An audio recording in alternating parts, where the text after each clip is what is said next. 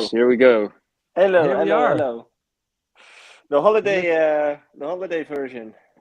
Artist Coaching Podcast Holiday Edition. Yes, Holiday we edition. international edition. This one. Yeah, it's not the first. Jay also signed in from Asia somewhere. Vietnam at one Vietnam, point, yep. and maybe. And didn't you also tune in from New Zealand? Uh, could be. I'm not sure. I New don't see we're Zealand. live, by the way, on YouTube, but Yeah, it takes a while. oh, Takes a that few takes seconds. a while. Oh, okay. Yeah. Takes a Cool. few seconds. Should be Yeah. good.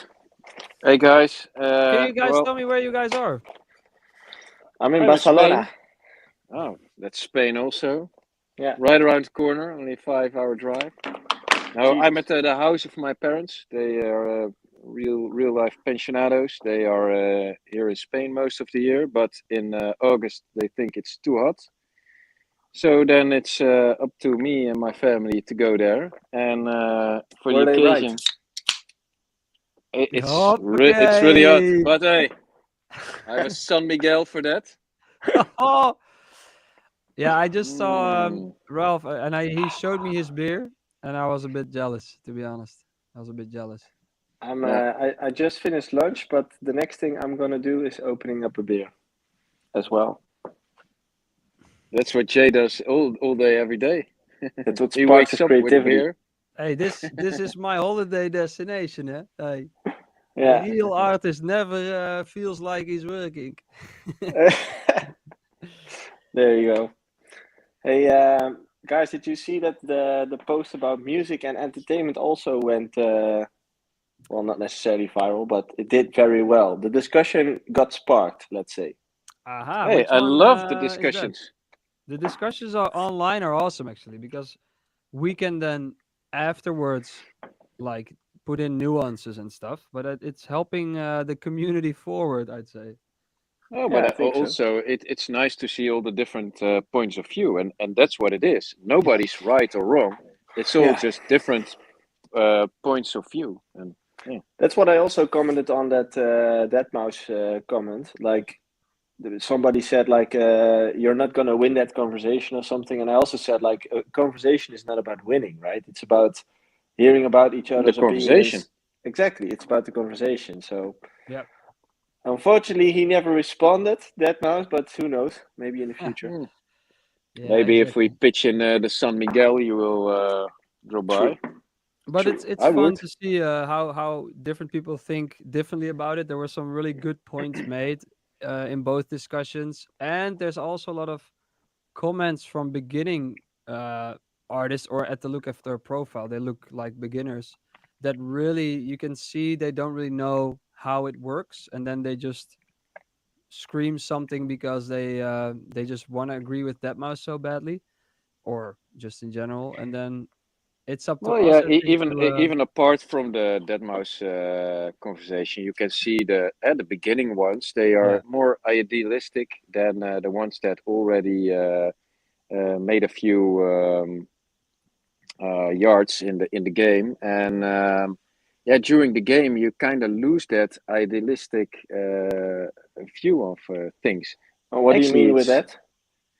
well, idealistically, the world should work in a certain way. I saw somebody comment on that you, as an artist, being on a main stage, you should never like divert from your own view of music, and that you should just play what you want to play, and that's your vision of music. Mm. And he's not wrong, you know. I mean, idealistically, that's what it should be. You're an artist, and you have a view on music, and you bring it.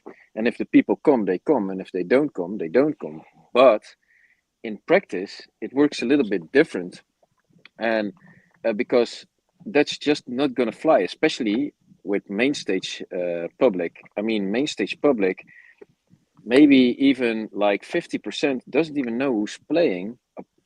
Besides when it's Garrix or Tiesto or somebody of that Main stage audience, you stature. mean? Yeah, and Mm. so what you try to do is you try to, okay, these two records or this record is for the public, this one is for me, this one is for that. You try to. It's a little bit about how do you say it?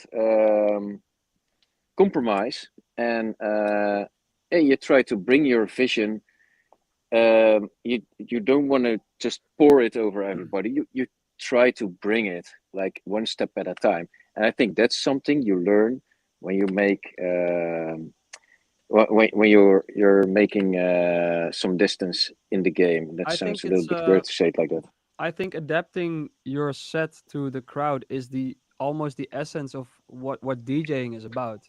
I commented on someone who I think maybe we're talking about the same comment, Ralph.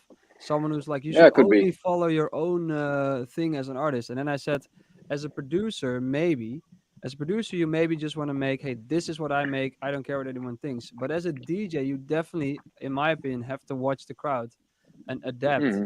And adapt doesn't mean play what they want to hear. This was another good comment by someone. We have to call him out, or like in a good way, because he said you shouldn't play what the crowd wants, but what the crowd needs. And that's such a smart comment about that. That basically captures DJing, in my opinion. I think that's such a good take on it. I think you've got a Yeah. good point with the fact that as a producer, it's a different mindset because as a producer, you kind of make what you want to make, and you solely focus on what you want to do. But as a DJ, you're also an entertainer, right? People literally come to you because they want to be entertained Yeah, but in that's some kind something of you way. can discuss about. I mean, you're not a clown. What's You're entertaining? yeah, and but the thing is, also, and as artist, it's not that you do one thing per se. There's like these nuances of bringing your sound, and that depends also what kind of crowd you have in front of you. And when it's a main stage crowd, then you should know, like, okay, 50% of the people here, they just want to have a good time. They're not like really invested in music per se. They want to have a good time at a festival. That's a different crowd. Uh, when you, for instance, play a rave of a few thousand people, and they actually know what's going on, and that gives Yeah, you a lot of more space to do your own thing. And I but think it's hard to. that's What I always notice that for artists or DJs, it's hard to get into that mindset because most artists are like music connoisseurs, you could say, as in they know they're specialists. I always call them like they know about the details. If a DJ is in the crowd, they listen to how the transition is going, which kick is in the song, how the clap is going, like how the arrangement is built. yeah, That's they're a all bit more about critical. details. Yeah, it's all about details. While regular people, the normies, they don't know about panning a hi-hat, or they don't know about compression or limiting or about arrangements. They just think about, do I like these songs? Can I dance to these songs? Can I sing along with these songs? Do I have a good time? That's kind of the only thing they think about. Can I and the DJs, the artists, the specialists, it's just a different way of listening to the same music. Yeah, I think the best DJs slash producers are very aware of that balance. So they really sense, hey, this is what I want to make, and in the details like play out. But also they are aware of like how to play the crowd with subtle changeovers and subtle vocals here and there. Mm-hmm. Um, that's what makes a good DJ. And also, it's funny that you say like if you talk to beginning artists that it's hard to figure that out. I mean, it is hard, you know. I think it is very hard to if you're a DJ that plays many shows, to figure out every show. You need to figure out what's this crowd gonna be. You need to do your homework before and during the set. You have to, depending on the festival or club, but you have to adapt, and that is hard. And I think that's why there are good DJs and bad DJs, and the only difference is track selection and timing sometimes. Mm-hmm. Um, that's why Carl Cox, if you ever have the chance to go to a Carl Cox set, I really think It's amazing. yeah, I'm always like, I've seen a couple of his sets, and I'm just like, wow, how is he doing this by just mixing one track into another, basically? You know, of course, there's things he does extra, but the basics, the foundation is two tracks, one is playing and the other one is mixed in. And I'm like, how does he do this for hour? And you're 2 hours further, you're like, I didn't even hear a transition. It's like Yeah, he's just made exactly. this whole journey. It's amazing. I once went to Carl Cox. I'm not sure if he still does it, but with Ultra, he always had his own tent. He always Yeah. had his own stage, and that was a Tent. magical. Yeah, a The stage. Backward Ultra still at tents. That's how old I am. But I went to that stage, and it was just magical, as you described. Like somehow you walked in, and 15 minutes later, you just found yourself dancing on the dance floor with everybody else in the same groove, and it's kind of sounded like in the whole set nothing changed, but somehow it was interesting to listen to. Yeah. Like, Yeah. how is this even possible? It's super. Yeah, it's like it's an amazing skill. Yeah. Agreed. It Um, is. It's not so not such an easy job as just pressing play. Yeah, Some but that's what people, most people think, right? Like, especially with the whole meme on TikTok, the "what do DJs even do" thing. you know, what I also was amazed about the comments when I checked a lot of Tomorrowland stuff about people saying it's all pre-recorded. They don't do transitions. They don't do this, that, and man, do people still think that? It's insane. It's Like it's I, They this is do. called the this is called the dead mouse effect, because dead mouse in a interview or podcast said, no, all the main stages they only do pre-recorded, and I know this is a fact, blah blah blah. But I don't see him hang out with the main stage act, so how does he know? He just assumes. But the way he well, brings it, he people. played some main stages, of course, yeah. Yeah, but he the way he brings stuff, it's very convincing, and because he's been doing this in the let's say the big headliner space for 20 years, people assume everything he says is right. Um, Yeah, Hmm? but you know, the only thing I can think of is when there's like the last 10, 15 minutes and there's this fireworks show and they have to like align the firework with the music. You're gonna pre-record that last 15 minutes. That makes And sense. hey, that makes sense. And come on, people, okay, hey, that's Well, we can deal with that. But that's but the this goes only back. thing This that goes for the back to rest, the yeah. But this goes back to the entertaining or music part, as in everyone wants an amazing end show, and in order to get an amazing end show, you need to kind of prepare a few things Hmm. to get the entertainment level to the max, right? So it's always, I think, a balance between the two. Yeah, it's all time coded. Yeah, you cannot mix in. If you miss your cue, then bam, you're behind 8 bars, you know, and that's like yeah, 15 seconds when it's 128 BPM, Is it and also you'll how have you shit communicate? show. Is it also how you communicate with your girlfriend? You're 16 bars late. Well, it was easier when it was 128 BPMs because then 8 bars Yeah. was just 15 seconds. But now when we do a lot of 140, I'm done, yeah. I toast. sometimes when I'm DJing and I'm stressed, like, oh no, I don't have the next track ready yet, and this mashup I just played only has one drop, so I need to figure out what the next track is gonna be fast.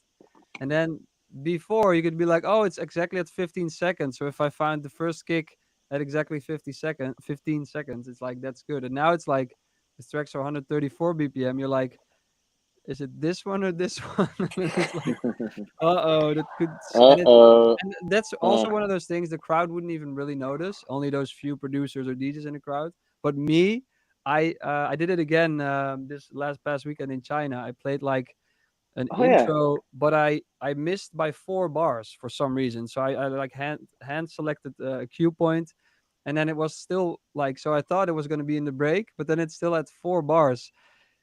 No one hmm. in the crowd will really notice, but I'm just like, fuck, this sounds horrific. What did Uh, I just do?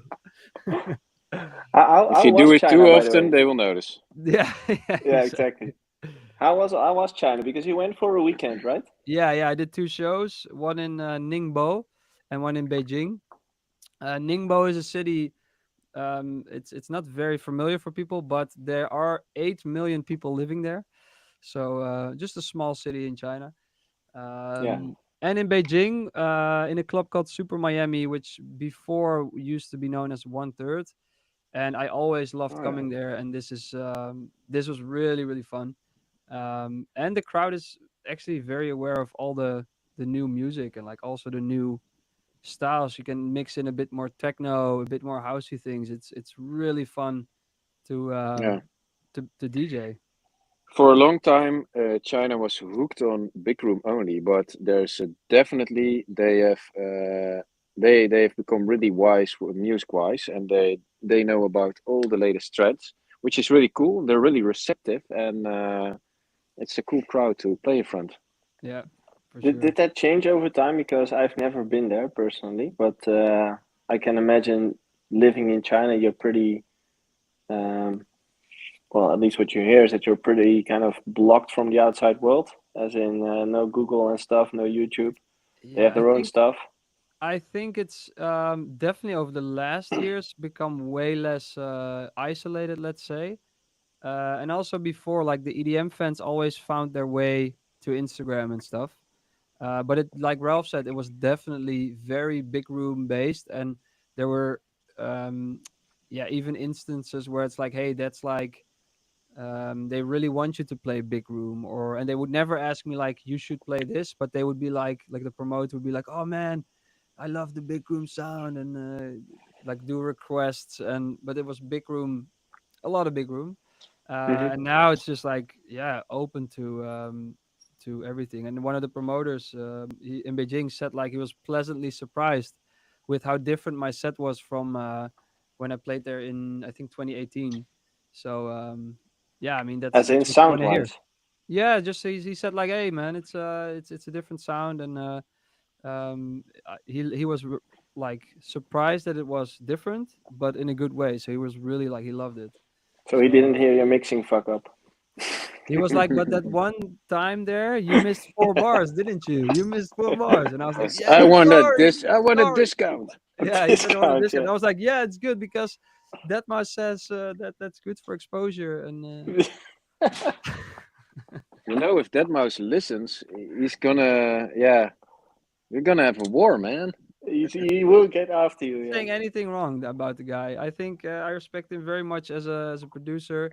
Just like the way the things he says, he's very convinced of himself, but not always right. So that's yeah, that's how I describe that mouse, I think. But Okay. I'm sure he's a very nice guy. So Hey, Jay, I have no time code or whatever on my screen, so I have no clue how far we are in the episode, but I also don't have access to Discord at this point. So, are there any oh, questions? I by the way, I don't see that the live stream on YouTube ever started. Oh, it is. It did. Never mind. So Okay, maybe I maybe you We're can could at check take it. questions there. 18 minutes. I see here Where do you see that? on top recording. Are you Now it's holding your screen 18. vertical? Vertical No, or no. I see it about Yeah, 18 minutes vertical. Yeah, indeed. vertical. I had to think about what vertical and horizontal that's the was. bear kick again? What do you mean? It's my 8 beer only. Oh, fuck. Of the afternoon. Hey, I said 8 bars, not 8 beers. Oh, stupid me. Takes I'm 15 seconds. I'm loading Discord, but every time I load up Discord, it seems like my computer is about to take off into space. Um, Okay. but we have questions Okay. actually. Hey. Um, one from the 8th of oh wait, the 5th. So that's this week. Then yeah. That's Hi Joey, yesterday. hope you're all good. I had a question for Ralph. Is Ralph allowed to upload his main stage Tomorrow set onto the Bass Checkers YouTube channel, or does Tomorrowland want the set be uploaded on their own official channel? Thank you. No, we're allowed to. Yeah. Okay. We're actually also planning to. Oh, And nice. we're That's also thinking about, yeah, that's, but I'm now on holiday, then nothing much happens, to be honest. And, but what I think is a good idea to just cut the set into clips of music. Some has not ever been released on YouTube or whatever. And then upload it as clips, as music clips, so people can listen to the tracks we haven't really released and cannot release as such. And hopefully it will stick and nobody will take it off. But yeah, we're still in debate. But it's on the Tomorrowland YouTube anyway, so Yeah, no but how rush. does that work? Because I know that it used to be, at least with Ultra, you kind of have to agree with them beforehand how you were going to handle the whole upload thing, right? So who's going to upload it Yeah. when? And I remember, No, uh, yeah, but you're allowed to upload it on your own channel. Someone needs to fact check me on this, but I believe Hartwell has been one of the only artists who was allowed to upload his own ultra sets on his own channel. He negotiated that. Oh, that could be. I don't know. I'm not sure if that's true, but that's what I heard. But No, anyway, but it's Tomorrowland's really easy about it, and I also saw some comments about Tomorrowland exploiting artists because of our Tomorrowland DJ fees discussion. But Tomorrowland's actually just a really relaxed organization, and they allow you also to put up the content on your own channels. They're really easygoing, and so I think that's a wrong image people have of Tomorrowland being this big bad wolf. No, it's the direct opposite. They're really and they invested also in their shit. Yeah. and they also seem to collab post with everything you post, right? Hey, real easy about that as well. And it's for us as an artist, it's really helpful. They have a big following.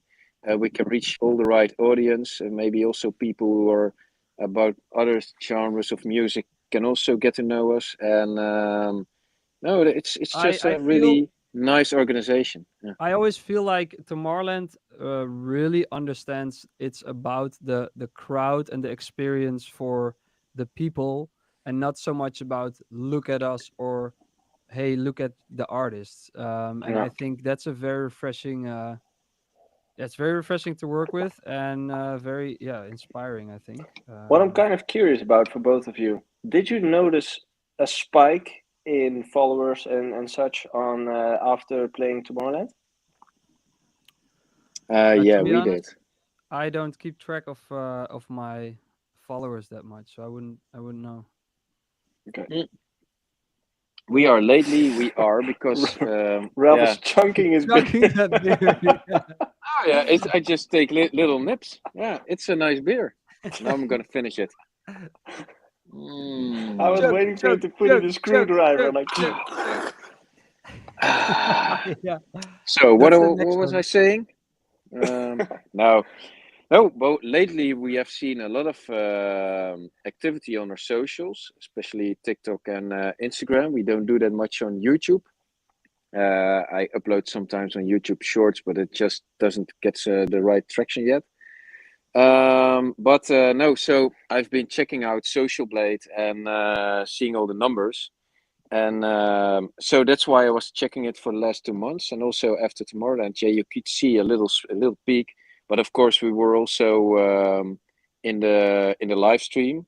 So to say, the first weekend we weren't in the live stream, and the second weekend we were, and you could see the live stream did make a lot of difference. For YouTube only, or all the other channels as well? Everything, yeah. Oh, okay. So it's really So, the live stream that, yeah, that creates the impact. yeah. People see a lot of people watch the live stream, and yeah, you could just you saw a peak. At this point, we go by like we get like 800, 900 new followers a day on TikTok, and at that day we saw a peak of like 2,200. So it Hmm. couldn't be a coincidence. Yeah, exactly. Nice. Amazing. Big one. Yeah, it's cool. Yeah, Hey, yeah, Any it's other? cool to see. I see a question from Josh Letizier, who is always an avid Back Hey, listener of again. our podcast. So welcome back, Josh. yeah, he's Question for the doing well. I see his name a lot, so that's such a cool thing. yeah, exactly. Question for the podcast: have you seen the new DJ Studio app that is trending at the moment? It's a DAW especially for making DJ sets slash radio shows and mashups. Are Nope. you sponsored, Yeah, Josh? Because curious to see to know if you've seen it, tried it, and your thoughts. It sounded like such And a. Did you see that new app? It's a DAW, especially made for making. it's called Letizier app. And Yeah, no, no, no. But I've my, been using it. oh, really? Yeah, I've been using it for my radio show because it's very easy. It works. I found out of it through Laidback Luke, because beforehand I was doing my radio show in Ableton, and yeah, that works. But this is way easier. There's like it auto mixes, and then you can adjust your transitions very easily. So I think it's very good now. And what I like about it, it's they're very open.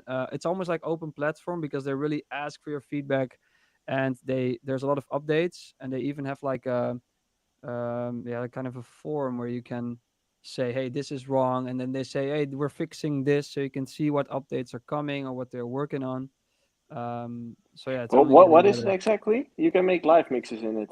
Yeah, so you upload like, let's say 20 tracks, and then you say auto mix, and then basically it has yeah, with 20 tracks a bit more, but like an hour mix. And then you can say, hey, I want my transitions to be 8 bars or 16 bars, whatever. And then you can after that adjust. And what is really nice, if I last minute decide to add a track, I can just plonk it in the middle, and it will mix it in nicely, so it like doesn't mess up your whole mix. So it's actually Okay. um yeah, really You convenient. plonk it in the You middle. plonk it in. That's a new Okay. title. J. Artway. Plonk. Plug, Plonk. plunk it in. Plonk. Yeah. No, Marlon actually uses it as well, and we used it also to prepare the Tomorrowland mix. Just to And hear how it comes out.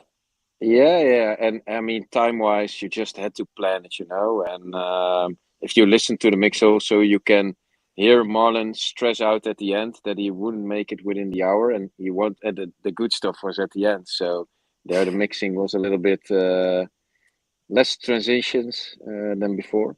But no, we it's a real good tool, and I'm actually amazed. You can also um, ask the program to make or to make the mix for you, and the program actually comes up with a lot of cool suggestions to place tracks at a certain part in the set, and especially traffic. We used to have it like three quarters in the set, but that program actually suggested to put it like the fourth or third or fourth track. And then we were thinking about it, and it was actually a genius idea. So no, it's a really good tool, and And do you know what it's based on? As in, do you know where Yeah, it gets the info from? they work with what's it called? I have the app here, Mixed in Key. Oh yeah. And the Oh, okay. Mixed in Key app has been around for a while. They of course check the key, but also the energy a track has. I'm not sure what that's based on, but together with those kind of data, they say, hey, this is how you want to build your radio show. Then you have the most energy at that point, or something like that. I'm not exactly sure the parameters they use, but Hmm. yeah, it, like Ralph said, it can come up sometimes with a transition that you're like, oh wow, I would not have thought of that. So yeah, that's cool. it's really cool. It's a smart idea actually to build an app like that. Oh, I always hated building my radio shows. That was boring. It is, I yeah. I also mixed it in Ableton. Always took me about 2 3 hours. It was so boring to do. Like, Yeah. but yeah. Anyway, So as a DJ, you didn't like mixing records. as a DJ, I liked mixing. I just didn't like automating stuff in Ableton because you Okay. had to kind of put two tracks on top of each You could other, and then also Marlon used to mix his radio show live. yeah, I never did that. I never had Pioneers as a DJ set. I used to do it with CDs. The first few of my Inspire radio shows, I used to mix with my CDJ 800s at home Mm. and mix live. And then I was like, Oh, yeah, it's cool. Laidback Luke also says it needs to be live. So then when I switched to Ableton, I kind of felt guilty towards Laidback Luke. But then now, Laidback Luke is sponsoring or like sponsored by, or at least Reloop. work together with DJ Studio. So I was like, he's over it. Yeah, but don't you think it could be a unique selling point if you would start doing it live again and record it every month and upload it every month, the whole set and stuff?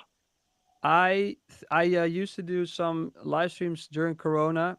For me, a DJ set has to be in front of a crowd. I don't see the benefit of DJing in front of my camera unless someone wants to pay me for that huge amounts of money. I'll always happy to do it. But no, I feel like it's so weird to me DJing for a camera. I rather really want a crowd in front of me. You're always about the money, Jay. Or I'll sell out easy. I'll have my principles until someone Yeah. comes with a big bag of money, and then I'm like, Ah, hell yeah. hey, Yeah, fuck that shit. No, we were exactly. actually doing a lot of. We had checking the base radio. We always recorded it. I think you also joined a few times, Joppe, Yeah, in our studio. it was really cool. And yeah, it was always we just recorded it, put it on YouTube, and but to be honest, um, people didn't really care if you would do it live or not. They just want to hear the new music, and yeah, so yeah, who cares if it's on Ableton or not? Yeah, you should just do it the way you like. Yeah. Okay. Hey, some I remember. Could you check the WhatsApp group, because I remember you or Ralph sent something in last week to say this is a good topic to talk about. I can't remember what it was. Um, Me, not probably not me. Probably not. Yeah, was it probably not. no, that's a screenshot. A Fortet quote or something about Fortet. Yeah, that Oh, was yeah, that was him. funny actually. Him ending with the minimal track. It was Uh, it was funny that the guy said like it looks like it's edited in, and if you look at it from that perspective, I was laughing out loud. Oh Like man, that was funny. looks No, but there looks was so weird. also somebody in the. I think it was a TikTok comment like, "Yeah, Fortet wouldn't like change his pants." Well, he was totally right. He didn't. But I couldn't say the main stage public at Lollapalooza was a good match for Fortet. And of course, don't get me wrong. Who am I to say something about Fortet? I love him, and he's a great artist. But every great artist has like a crowd they should play for, and yeah, this was kind of a mismatch. It was Yeah, weird. nobody really moved, except for that one girl who was in the camera, like Yeah, yeah, yeah, yeah, yeah. yeah, yeah. oh, Also, didn't really match talking the music. about nobody moving. This is a hot topic maybe in the dance scene. Phones on a dance floor. I've seen a TikTok of Adam Port playing his massive hit "Move" on in Mykonos on the dance floor. No one is moving. They're all, or like 90% is filming. And then I'm like, oh man, it used to be, hey, I like that artist. I want to go see him and dance to him. And now it's like, hey, I like that artist. I want to show my friends that I'm I'm in there. Mykonos. Yeah, It's like, wow. You know, actually, I saw something. I don't know which stage it was or a club, and it looked really awesome. And then I was thinking, like, I would be one of those people who will record it, and I want to. I would be the one that want to show that to my friends. Like, look at this. This is insane. We should go there.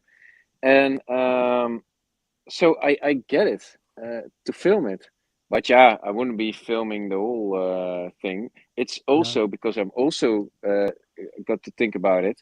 Like before, you could dance a little bit, be in the moment, also do a little bit crazy, and don't be worried about being filmed. That's also a thing. true. yeah. And That's actually a good point that you're making. I was talking about that with my girlfriend on the beach here. In Barcelona, a lot of girls go topless, and we started talking about it. Like it's actually weird because you don't see it that often anymore.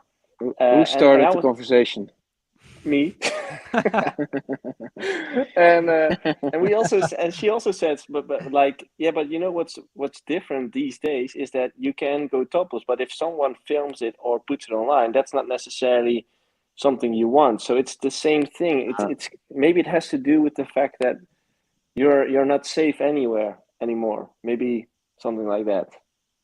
Yeah, yeah, that's true. Yeah, there's always a break on it because you know you don't want to become the next meme Yeah, No, yeah, exactly. or and I don't. pornographic content, but I don't have to worry about that.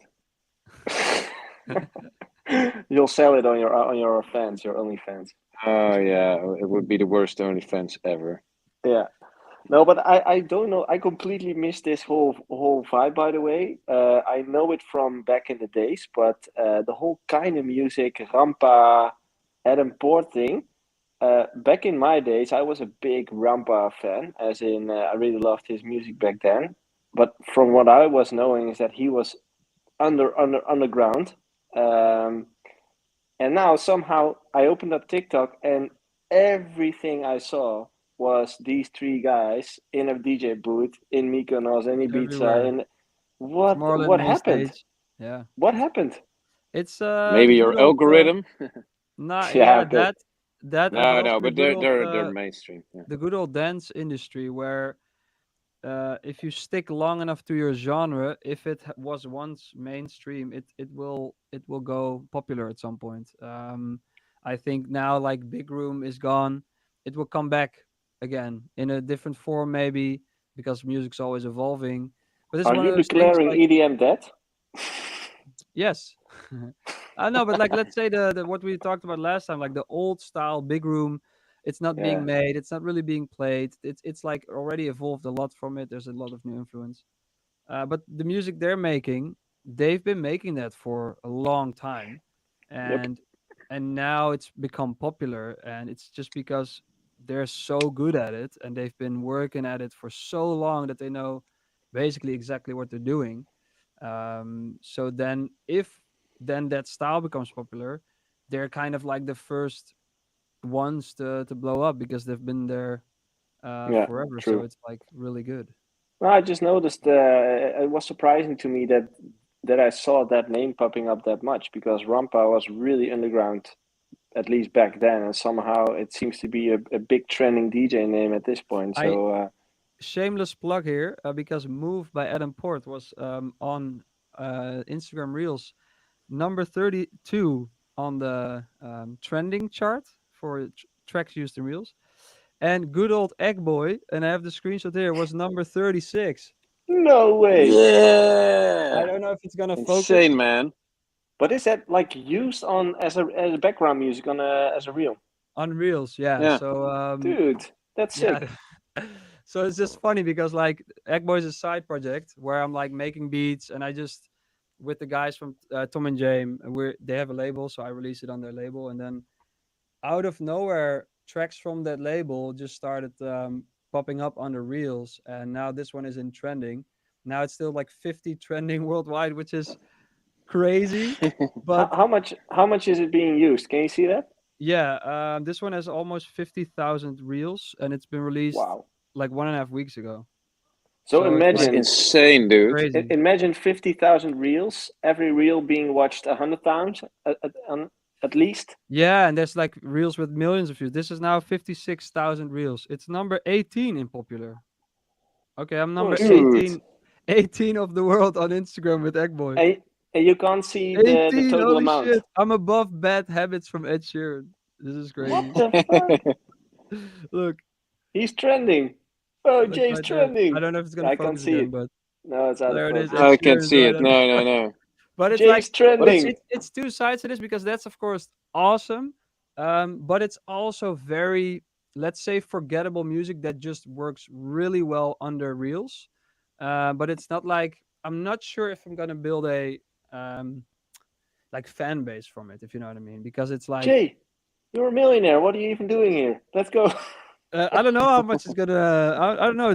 If I get a million per play, I should be good, you know. um, No.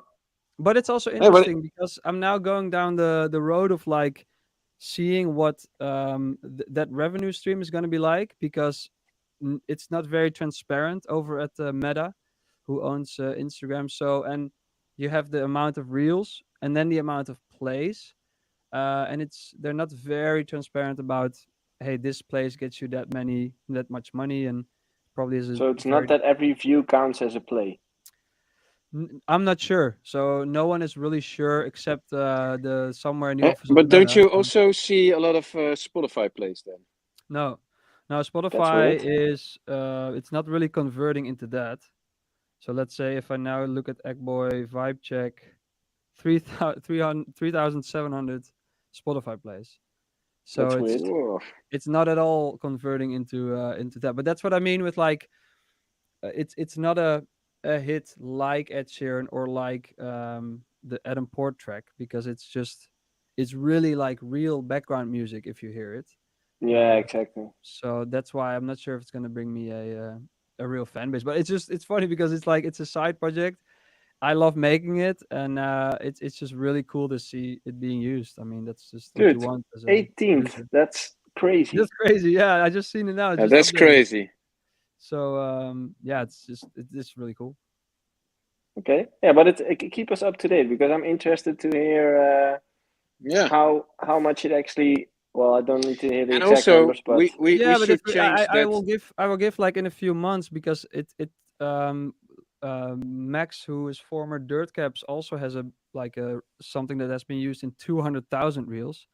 And he oof. said like he got a big chunk of money like January-ish. So it might be that there's like one time a year where there's um more money. But I will definitely give like approx numbers, you know. So if it's like So 100, who pays it to you? Is that Meta directly, or is it Buma the Stemla or distributor ASCAP or? the distributor collects the money, and that's from Meta. So they get I can see on my statement that's from Meta. Yeah, yeah. Yeah, Okay. and then there's publishing, which is also a thing. Publishing is separate, so I will also get Buma statements about it. Buma in Holland is the organization that collects your publishing Your money, holiday money. holiday money, or I can buy new synthesizers or whatever. Yeah. But it's just awesome because it's one of those things where, oh fuck it, I'll just make some beats and I like doing it, and then it blows up. And that's also, to everybody listening, um it's like started like Tom and James and Max wanted to start a little label, and they literally started like, let's just use DistroKit. And now they have a label which, yeah, that's going to do some serious revenue if this keeps going. So it's one of those things where, yes, we are um, producers that are connected, but I Oh, don't feel like we really used it. They then just started releasing independently as a label, and now they're like growing. So it's for everybody listening. Hey man, this is possible. You know, it's follow cool. your passion. Follow your passion, and you will always make it out. No, that's. Yeah. But it's yeah, it's really cool. That's really cool. Hey, but Yeah. we should change. I mean, we have the artist podcast cast with Joe Suki, Bass Checkers, and Jay Hardway. Let's just make it an Egg Boy Egg boy. because, yeah, come Hey, on, Jay man. Hardway ain't It's like retiring yet, a boy. marketing magnet. Marketing We have magnet. we have a celeb right here. Yeah. Jay Hardway ain't retiring yet, boy. I have two more questions actually in the Discord. Oh, let's go. From My Renzo. phone is firing up, by the way. Holy shit. I got a couple Hot. questions, says Renzo. You've talked about having mentors in previous episodes. Who were your mentors? And what's something you learned from your mentors that really stuck with you? I can answer that. Um, two mentors, I would say. Two people who had a pretty big effect on my career. One is pretty known, which is Layback Luke. He really impacted my career because he kind of recognized me the first time. He gave me the recognition I needed to become a bit more self-secure, I would say. And another person is someone nobody knows probably, but it's someone who helped me from the beginning when I first started playing in my local hometown. And he was working at the bar where I was playing, and he was a bit older than me, had a bit of experience in the music industry, and I think he kind of noticed like he has talent or whatever. So he immediately told me like, you know what, if you've got any questions about whatever in the music industry, just let me know and I'll help you. And he kind of became my tour manager all in one, I would say, in the early days of my career. And that person really helped me. He also joined me on my first international tour to South Africa. So that was a big mentor to me. And musically, I would say it was Layback Luke. Nice. For South me, Africa, that's pretty random. What? South for Africa is pretty random as a Yeah, that was first pretty tour. random, but that had to do with the fact that I released on Sneakers Music with Upsta, with Uppy. And Mm. a couple of those releases got licensed to Soul Candy, which is a big label in South Africa, kind of like the spinning records of South Africa. And that label owner emailed me saying that he licensed the songs and that he wanted to combine it with a tour. Oh, Um, that's cool. so yeah, that was around that Was that the era. guy, the world's strongest DJ? No, but I did met him there. Yeah, I did met Yeah. him there. Okay. Yeah, it really. Yeah.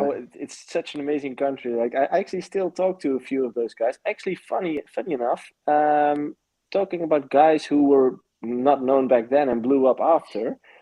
Um, shit, what's his name? He's like the right hand of Black Coffee. Um, oh, I'm blacking out here.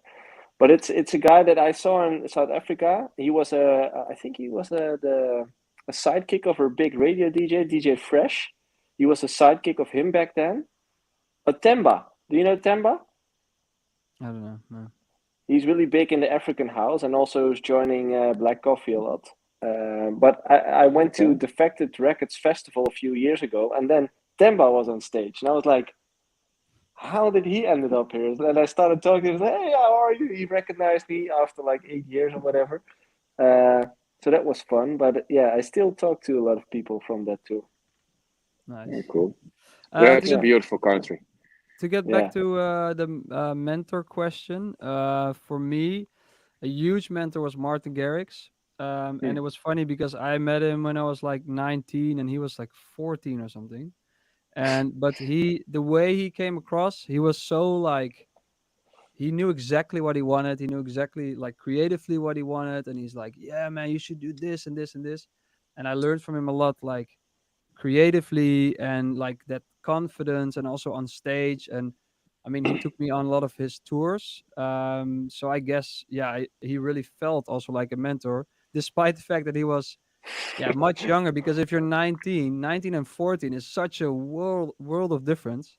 Yeah. It's different from like 30 and 26. But yeah, that I think also the guy here, Ralph, definitely see him as one of my mentors because I joined Ace Agency and I was basically very like starting out, and Ralph was one of the guys that said, "Hey man, let's go to the drink together in Amsterdam," and just kind of as a fellow Brabander took me under his wing a little bit, and I also hung Drink out some with. beers. It's what I'm good at, huh? He's very good at that. But then we also hung out a lot in It's their empty. studio. So and they're like Ralph is very clever business wise as well. So that, yeah, just talking to Ralph just also gave me a lot of insights about how things work and negotiations and stuff. So yeah, man, Aw. Ralph, you're my That's mentor, man. very Aw. nice, Yeah. Jopke. That's nice to hear. I'm actually blushing right now, but probably I'm a little bit red of the sun as well. But That's the Yeah, beer. it's from the um, sun, bro. no, but the thing is, it's always nice to talk to peers about the music industry, and especially, I mean, we were working in it for quite some time when I got to meet you, Jopke. Yeah, Yeah, it's kind of logical when you hang around each other, and then you talk about all your experiences and your insights. And it's always nice when people do that. Just take the time and just tell them how you see things, what you've experienced, and maybe some things can help you. Some things are just you walk a different path, and that's so cool. And for us, that was definitely. I mean, we had Tiesto. He was a big help for us. The funny thing is, when we released Mush Mush on his label, and we sent it out to everybody, like really everybody. It was like his mission, like we will not miss a label or DJ, and nobody responded. And then we saw Tiesto playing it twice in a row in his Club Life radio show. So we all anxious send him a direct message on Twitter, like, "Hey, Thijs, we saw you playing our track, and maybe it's something for you to release." And then we got to know him as like being one of the best A&Rs out there.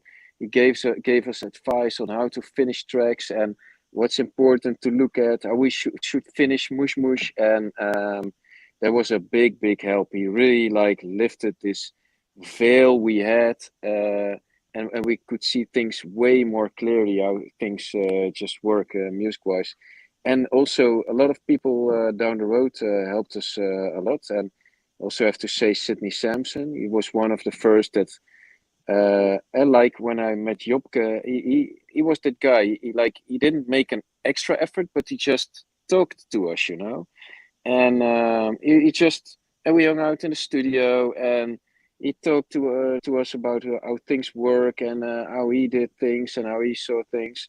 We didn't follow up everything he said or how he did it, but it helped us. Like sometimes it's nice to know, like, okay, you're in a decision making point. So what do you do? What are the steps you go through, Yeah. and how do you should you think about stuff? And yeah, it's always really valuable when you can talk to people that have experienced stuff more than you did. What Hmm. I've experienced from having a mentor as well is that it kind of feels like some sort of cheat code, um, because you have information that other people might not have, and now you can make better decisions. That's what it's all about. If you're on a crossroad in your career and you've talked to someone who has been there, um, you get information that's literally that you can't find on the internet or whatever. It's experience that you're looking for, and those people can give you the answers to those questions, which eventually will help you to make better decisions. And it might prevent from you making mistakes that end up costing a lot of time or money or wasting time. And I say might prevent because it doesn't always do. Um, It but it yeah, prevents certain mistakes, I guess, but then you yeah, make different mistakes that bring you exactly. that are already a step further in the process, which is Yeah, really just exactly. helpful. Yeah. You can't avoid making mistakes, but it will definitely help you to make better decisions, in my opinion. Yeah. And what I learned most from them is what I also think you guys also have.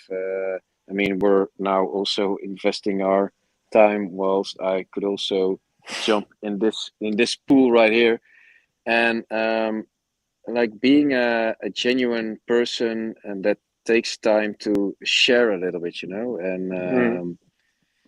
I think that's important. And those guys, they opened up, and I appreciate it a lot. And I always told myself, like, okay, I'm gonna be that person as well. And you can do it only up until a certain point, of course. And Sure. but yeah, I think that's something we all learned down the road, and it's an important lesson. Yeah. True. 100%. Is there another question, Jay? Yeah, one more. We're 52 minutes in, so that's the last question then, and then Perfect. a very Yeah. nice episode. Hey guys, I had a question about creative processes. Do you schedule time to create a melody, or do you wait for it to come to you and jot it down? How do you balance the creative burnout? Um, something we That's a question by VO7, by the way. And what was the Um, question? If we make time to create melodies. do we make time, schedule time to create a melody, or do we wait for it to come to us? Mm. And how do you balance the creative burnout? Um, for me, what I realize over and over again, I need some headspace to be able to be creative. So like I need some clear mind when I'm in the studio. And I invented a new tactic. Now I Golf. invent new tactics every week. Golf is a big one, but sometimes there's days when you're like your mind is just racing all over the place. You have 20,000 things on your mind, and you want to make music or need to make music. You go to the studio, and then sometimes I'm just like all over the place, and I can't focus, and I take out my phone every now and then. What can help? This is one tactic. It's not a. It doesn't always work. Sometimes I choose a nice documentary or a Netflix movie or something that I can watch that just really relaxes me because you can focus on one thing. Um, and then you get into this after like 15 minutes, 20 minutes, maybe you're like, hey, I'm way more relaxed than I was. And out of nowhere, I have like the headspace to create music and get into that. And I realize if you're like really rushed or there are 20,000 things on your mind, I need a way to really clear that. So it can also be like I need to go do a workout or I golf think it's or this. walk I around the think it's block. the same for everyone, man. Like you just can't be creative if you're stressed. the only way to be creative is when you're relaxed, when you're in a good state of mind. Um, and that's also, if you think about it, the best ideas come when you're relaxed, right? When you're on holiday, when you're in the shower, when you're working out. That's when your brain kind of can go into a different mode and come to those ideas. Because if you're just working on the day-to-day tasks, or running in between business meetings, like you're not going to finish a song, or not, well, maybe finish a song, but not create a song uh, in between those things. So being in a relaxed state of mind is essential as an artist, because otherwise you won't be able to create stuff, not be Yeah, creative. and the problem with it is it can feel lazy to watch Netflix, for instance, because like it's to me sometimes it's just weird if I'm like Ralph I'm is gonna smiling. I'm in my I go to my studio and I'm going to work and like um you say to your wife and to your kid like I'm going to Yeah. work, bye, and then you start up Netflix when you get into the studio. It I feels can very so weird. It feels I very so weird. So visualize you the way when your wife calls that you go yeah, not now, honey. I'm, I'm I'm very working. busy. I'm working. I'm watching this documentary. But it is a thing where I have had this many times in my career. I feel kind of guilty because I Yeah, need to be busy. I'm like I need to work on music. I want to make it, but really, you sometimes need to switch off, and you need to yeah. find what works for you. And it can be watching Netflix and try to not feel guilty about it because then you stay in that loop of like I need to be busy, but I'm not, and then nothing comes out. So I honestly believe that as an artist, it's essential to have a like Netflix subscription. yeah, but almost kind of schedule your not working time, as in just walking for an hour every day in between, like during lunch, for example, like just strolling, letting your mind off, like not listening to podcasts or whatever, but just an hour of walking and not doing anything. The result that will give you creatively to your brain is insane. Just because you're kind of emptying the bucket, right? You're not fully you're not just processing things constantly, but you're kind of, yeah, relaxing, and that's essential as an artist if you're making music. Yeah, I agree. Yeah, I And agree Ralph, too. what do Yeah, you well, do? I honestly thought Ralph wouldn't agree with this, but no, I mean, I think everybody works in a different way. Um, yeah. oh, my leg Uh, hurt. Nice leg hair there, Jerry. I no, was just touching my toe. I'm not gonna watch Netflix or so. But sometimes, yeah, where you You play um, FIFA, right, I on The Office? yeah, we don't do that anymore because we got into fights too many times. No, but you Good just call. there's always something to do besides making music. Or we have a lot of releases. Then I take time to mix down the record. Make sure sometimes I forget to make the extended or an instrumental, and then I hear some stuff. I always roll into something, and something needs to be done. And done can be administrative tasks, can be just cleaning the studio. I mean, it's a mess at some Yeah, point. Cleaning is a Uh, great way to empty your cleaning mind. helps. Yeah, for sure. Yeah, yeah, and then there's always something, or you're just gonna get some food, and yeah. that's also nice. And you One take thing, the one thing, stroll anyway. one thing I do want to say is that there's a very thin line between knowing when you're consciously taking time off to kind of reload, and when you're just postponing your work. Like you really have to be aware Mm. of, okay, am I being lazy right now, or am I actually trying to reach a goal with this thing? Like uh, Thin line. Yeah, it's a I do very gotta thin line. admit, Yeah. yeah, I do want it. Our latest studio now is in the middle of the center of a big metropolitan area called Waalwijk, and okay, it's a little city, and but it's Is right that in the by any center chance because I next to Drunen? it's by yeah, well, big Almost. metropolitan area Drunen, yeah, it's Drunen. next to it, and can't miss it when you're in Holland, And and the land of Ever? yeah, well, that's gone. land of never now. But no, but I did purposely want to be in a area where there's something going on, so I can take that stroll. I can get Not some food, Waalwijk. and and don't have to take the car. You know. No, but you got a point because that's what's still bugging me. And my office is in the middle of nowhere at a farm in the middle of nowhere, which Yeah. has its advantages, you know, because you're in the middle of nowhere, so you can work really focused and it's you can do great walks and stuff. But at the same time, what you have as well, that's what I'm missing. You know, I would love to be in a place where you can just go out and stumble into people and You do have cows there, so you could kill a cow and make some I beef. sometimes do some cow cuddling, but Oh, yeah, that's nice. that doesn't always help. Hey, maybe we should end this episode. Yeah, It's an we're 1 hour hour. in. Yeah, So, An hour in, perfect. guys, I'm done, guys. thanks for Me taking the too. time on your holiday. That's actually really cool.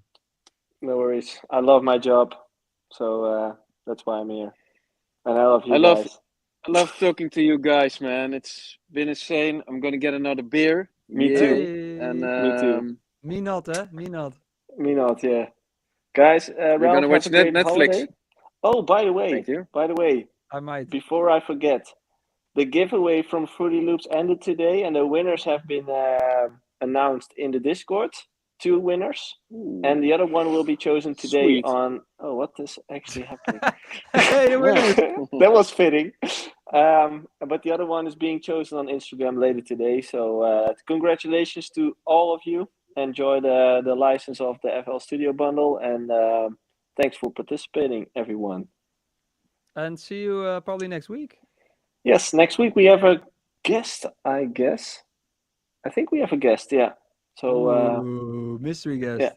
mystery guest. So we'll see you guys next week. Ralph, enjoy your holiday. Jay, I enjoy think I'm your 18th flying spot next week. on Wednesday.